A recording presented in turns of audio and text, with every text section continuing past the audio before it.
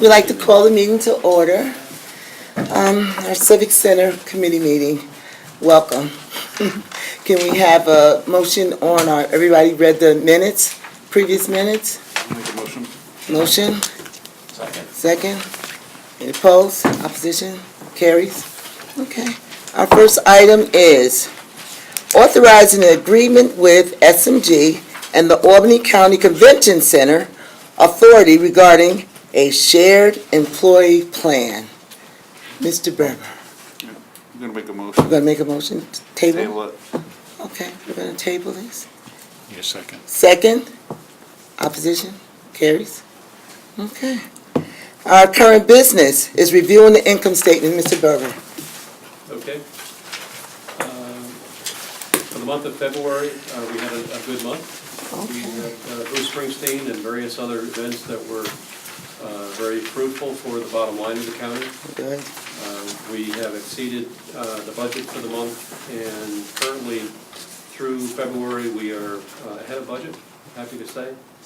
And the future events coming in are looking very good as we continue to go into the year. We'll be making announcements for 2 more concerts in the next week to go on sale, and another 2 in the following week after. So they continue to come in, and they're strong. So we're feeling very good that we should hit numbers early on. This early, we usually don't feel as confident because it's a lot of months ahead. But the fall is already looking great with a lot of really good concerts that will be announced. So. Do you have any of those, the 2 concerts that are coming up? Can you tell us who they are? Is there media in the room? Well, this tape will go on, this tape will go on the internet, so. You write it down and then I'll show you. There you go. Sounds good. You can also bring us up to date on the Johnny Rockets thing? Okay, absolutely. So Johnny Rockets is something that, as you all know, Wolf 111 has been out there for the last 3 months or so. And Johnny Rockets is the owner of the Crossgates Mall. Johnny Rockets, a guy by the name of Louis Ciccatelli, is the owner that wants to expand and have another Johnny Rockets here. The concept is not like the same concept that's in Crossgates Mall. It's not the 50s look. It's more of a modern Johnny Rockets, and it has a handcrafted brew. So there's a bar in it. The mezzanine level will be predominantly a family zone where the milkshakes and everything else will flow. The bottom level, I'm sure they'll also have milkshakes in the bottom, but they'll also have beer available. And he's very, very anxious to go into the space. And, there is a component to it that would ask the county for an investment. The kitchen equipment is something that he's asking if the county can help fund. And part of that is because the overall cost for him to fit up the space and the equipment and everything else is upwards to about $600,000. And so he has asked if the county would be willing to invest in the kitchen equipment, which will cost about $175,000. But we would then, the county, would then own it. And if for any reason he's not going to be there, we would then be able to have it to be able to offer it to another vendor or operator. That's one of the problems that we had in the last operator with Wolf 111. They went in and put their own equipment in, and when they left, they took it with them. So the way that the financial structure of this lease is set up, for the first 5 years, there would be a minimum of $4,000 per month paid versus 6% of gross sales with no cap. And the great thing about that is they're projecting that they could do anywhere from $1.5 million to $2 million in sales. And where we were bringing in about $59,000 a year from Wolf 111, we could potentially double that in the rent with this current Johnny Rockets family. And then in the second 5 years, that rent would go up to $4,350 minimum versus 6%. But I really don't think the minimum is going to be as relevant because I really believe the business is going to be there, and the 6% should be more than the $4,350 or the $4,000 on a monthly basis. That sounds good, yeah. Oh. Any questions for I have that? a question. Yeah. Has there been any discussion initially, now that Wolf's is out of there, when the decision was gonna get made to, I don't know, if you open it up to bid, like to give a local group, access or an opportunity to get in there and set up shop, or was this kind of a ready to go, ready-made deal with Johnny Rockets, or? I wouldn't say it was a ready-made deal, but we haven't actually put any leases out to bid for the retail spaces. I'd like to hope that there would be that many that would want to bid on it, but there haven't been in the past. I know in all the years that I've been there, we've tried to go out and get as many, whenever we've had new lease opportunities or space that's been vacant.